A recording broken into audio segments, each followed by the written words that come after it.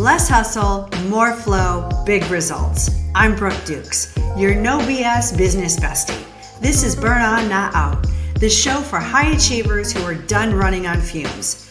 Every other Tuesday, we deliver grounded insights, real behavior-based strategy, and the occasional lovingly applied slap of truth to shift your leadership without igniting you on fire. Ready to slow the fuck down so you can do less and achieve more? Let's go. You've held your ground. You didn't bail when things got uncomfortable. You stopped people pleasing, you stopped pretending, you stopped chasing, and many of you may have fallen back into some old habits. Well, you don't need to shame yourself for it. You're not doing anything wrong. It's just how we're wired. Because we're all wired with something that we call the cycle of growth. So what happens is we have, as I'm sure all of you know, an unconscious and a conscious mind. Well, our unconscious mind is here to keep us safe. It is here to keep our lungs going, our heart pumping, or all those automatic things that our body does without us even thinking about it. That's our unconscious mind. And our unconscious mind also has perfect memory. It files everything back there, like just think about it as a filing cabinet with every single thing that we've ever said, done, all of our senses, everything is back there. And so its job is to, what it equates as safe is the same. Any change, good or bad, means danger to the unconscious mind. Because what happens is, back when we were cave people, we had that reptilian brain that all it thought about was survival, right? How do we stay alive? Well, how we stayed alive back then was doing the same thing, walking the same path to water, staying within our tribe, right? Because if we didn't, we could be eaten by a tiger or bitten by a snake or all the crazy things that could happen back then. Well, we don't live in that world anymore, but we still have the same brain. Yes, it has evolved, and many of us still live in that fight or flight reptilian style. And then what happens is when we make any change, our unconscious mind starts throwing out doubt. Right? So, oh no, this isn't good. It puts all the negative things. Oh my God, this is horrible. You shouldn't do this. All the things. And we stop and we quit and we go back to what we've always known. So let me give you an example of how this model works. I'm just going to use something that I'm sure all of you can relate to. At some point in your life, you probably decided that you were going to meditate. Now, some of you it may have worked for you. You may be meditating. And so many people, when you ask them, I tried it, but I couldn't do it, all the things. Well, here's why. We're going to use driving a car as an example. I would imagine everyone listening to this podcast has had to learn how to drive a car at some point in their life. And if you think back, right, when you were 12, 13, 14, you were so freaking excited. Oh my God, driving was everything. It meant so much. It meant freedom. It meant independence. It meant getting away from your parents. It meant going on dates. It meant all the things. Like you could not wait. And you knew it was going to be so freaking easy because 80-year-old grandma drives. How hard can it be? This piece of cake, I got this. And then I'm sure you all remember the first time you got behind a car. Well, you got behind a wheel. Hope you didn't get behind a car, but you know what I'm saying. You got behind the wheel. Like, whoa, it was very intimidating. Right? You put your hands at 10 and 2, radio off, no distraction, focus, and you started driving. And, oh, shit, this is way harder than I thought. Like, this isn't easy. Like, oh my gosh. And then the doubt started coming in. So phase 1, with all that excitement that was there, that's you are unconsciously incompetent. You don't know what you know. You don't know what you don't know. You don't know anything yet. All you know is you got excitement going. The emotions are flying. Stage 2 is the doubt. You become consciously incompetent. You know what you don't know now, and you're afraid. And your unconscious mind says, whoa, this is a change. This is different. We haven't done this. I don't like all these emotions. Something's wrong. Stop. So it starts putting all of these doubts in our head. Okay, you can't drive. You're not going to be able to do this. You're going to be the only kid in your school that can't drive. You're going to be stuck forever. You're not going to be able to get a job. I mean, all the things, right? Your mom's going to have to drive you on dates, like all this awful stuff. But here's the difference.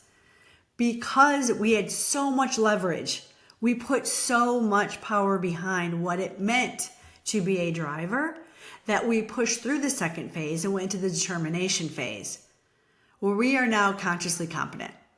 Okay, we figured it out. We know what we have to do. Now we just have to practice. It didn't make it any easier. I don't know about you, but it took me a while to feel really confident to like drive with my knee, be on the phone, maybe put some makeup on. That took a while because even that determination phase is still hard. You have to think about it. Think about, right, okay, change it. I never wanted to get on the highway, God forbid. I mean, that took me a while. Parallel parking, holy shit. Like, I stayed in that determination phase for a bit. I finally learned how to drive. It was all good. But the final phase is achievement, where you're unconsciously competent. We have all been, I'm sure, in a position where we've driven into our driveway and thought, oh, how the hell did I get here? When we weren't under the influence of anything. We've done it completely sober. Well, what happened was you then had the identity of a driver. You were unconsciously competent. So while you're driving home, your conscious mind is thinking of something else. You're making your dinner list, your plans, your party, whatever you're doing. Your unconscious mind literally takes the wheel and drives you home while you're thinking about something else. That's why we can pull into a driveway and say, shit, how did I get here? I don't even remember that drive. That's the same thing we have to do when we're trying to change anything new, because most things we try to do, we don't have the same leverage as we did when we needed to be a driver. But we need to give ourselves that leverage. Recognize when we are in that phase of excitement. You know it's going to go into doubt, because the goal is not to skip over the doubt phase. That's impossible. And if you did that, that means you're not making a change.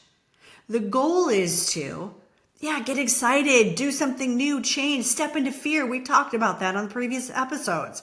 Step into that fear. Feel the fear and do it anyway. But recognize that you're going to get into that doubt phase because the unconscious mind does not want you to change. And when you get into doubt, celebrate. Because what that means is you're actually changing. If you never hit doubt, it means you're doing the same thing. And that's what helps you. The goal is to shorten that doubt phase and that you don't quit. You push through to determination. Do the same things here in this podcast with what you're learning. With anything, use the cycle of growth and recognize, just celebrate when the doubts start coming in. Focus back on the excitement that you had when you started. Give yourself some leverage and push through. Now that you know how to make long-lasting changes in your life, let's talk about burnout. Podcast is called Burn On, Not Out, so let's get there. So most of what burns us out isn't about doing too much. It's about doing what actually doesn't fit us.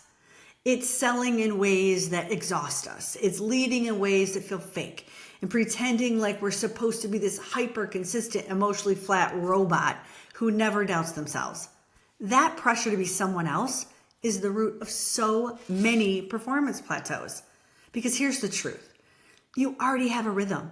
You already have a way you work best. You've just been told to override it. When you stop trying to perform like someone else and start building around how you naturally operate, that's when things click.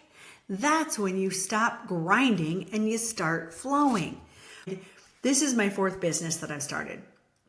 And when I started this one, it was a little bit different. I had left a consulting firm that I was a co-founder in, and I had a non-compete. So there were things that I couldn't sell.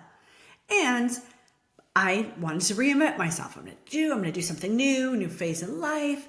Well, instead of really tapping into like, what do I want to do now? My authentic self and what was pulling me and my intuition, I decided that I was going to be someone else.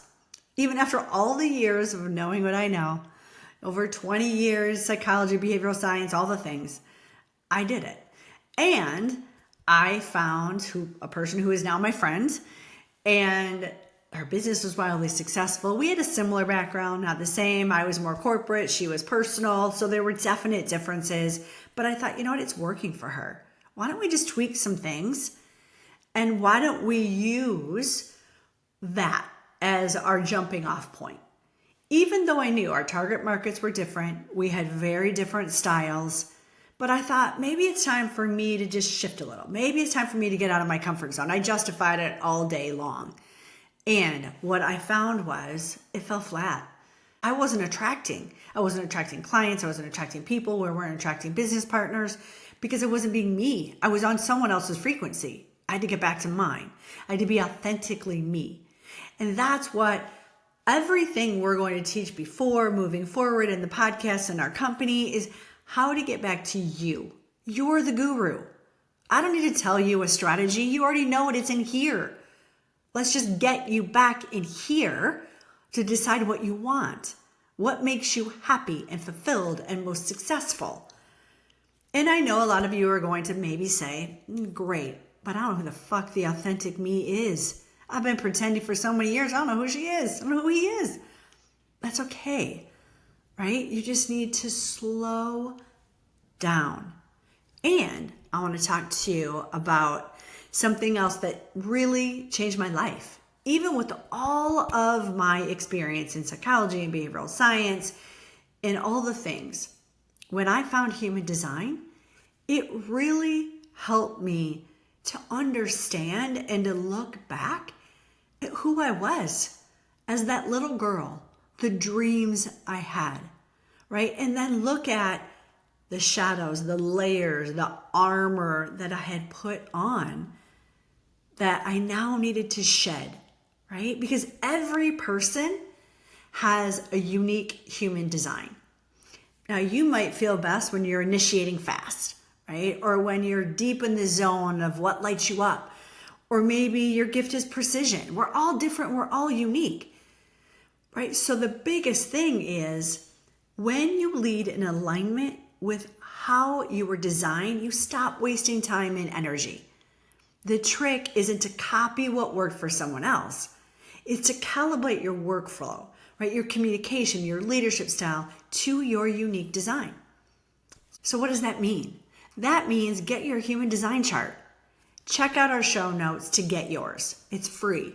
Because once you understand how you're meant to make decisions, communicate, work, that's how your voice becomes magnetic. That's how your work starts fueling you instead of draining you. That's how your results start relying on brute force and start moving into flow. One of my things that I found out when I learned about my human design, I'm an emotional manifesting generator. Well, prior to learning about it, I really thought that one of my superpowers was how quickly I could make decisions and get into action. What I found out was that was actually my fear. That was me not wanting to be in uncertainty. For me, certainty means get into action. It can even mean blow shit up, do something different, just get into action because I didn't want to sit with me. I didn't want to be with me. I didn't want to be with those emotions that were coming up. So for me, in order to stuff those emotions down, I got into action. And I kept thinking, well, that's great. But when we make a decision out of fear, it's never a good decision.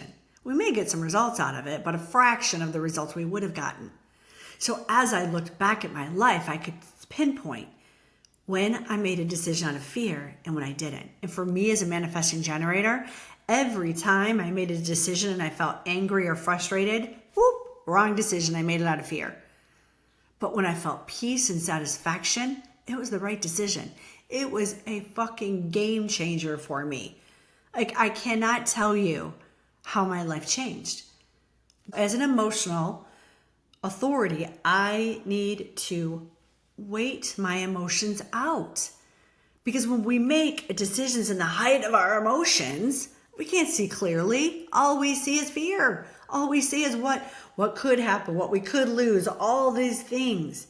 So we've got to wait for it to subside, and then it's overnight for me. I mean, I'm not talking about what I'm going to have for dinner. I'm talking about a big decision. It's overnight. And then the next morning, if I wake up and I think, okay, how did I feel throughout that day? Was I wishy-washy? Yes, no, yes, no. Well, that means I have to wait for some clarity. If it was pretty much consistently no, can't do it. The answer is no. If it was consistently yes, okay, great. Then we move forward. So that's what I want you to learn. I want you to learn how you best make decisions, how you communicate, how you best work. It's all unique to you, and your human design shows you that. So let's not pretend this is a one-time fix. It's a commitment, a daily commitment, especially when urgency and comparison come knocking. Right? You're gonna wobble. That's normal.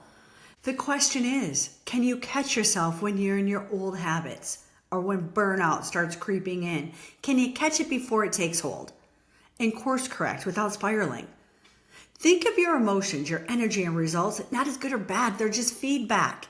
For me, being a manifesting generator, emotional manifesting generator, it is if I'm feeling angry or frustrated, I know I'm on the wrong path. If I'm feeling happy, if I'm feeling peace and satisfaction, I know I'm on the right path. It's really that simple. They're like road signs through my journey of life. And it helps me to guide me. So I want you to slow down, get honest. Because when you're not making decisions out of fear but alignment, you create results that don't need fixing later. Here's your reminder. You're not a machine. You're not a brand. You're a whole ass human with specific rhythm, a specific fuel, and a specific way of creating your results. You weren't built to burn out. You were built to win. Download your free human design chart and you'll get a 6-part leadership sequence that shows you how you lead in alignment with your wiring. Inside those emails, you'll learn how to make decisions without second guessing, delegate without guilt, and lead with the clarity your team craves. No more mimicry, no more burnout. Grab your chart and unlock the clarity your leadership's been missing. If this episode made you stop and think, good, that's the point. Burn On Not Out is here to rewire how you lead, work, and grow without the constant push. Share this with a fellow overachiever who's tired of burning out. Then hit the link in the description for tools, frameworks, and support to help you slow the fuck down and still get big results. I'm Brooke Dukes. Thanks for listening. Now go lead like you mean it.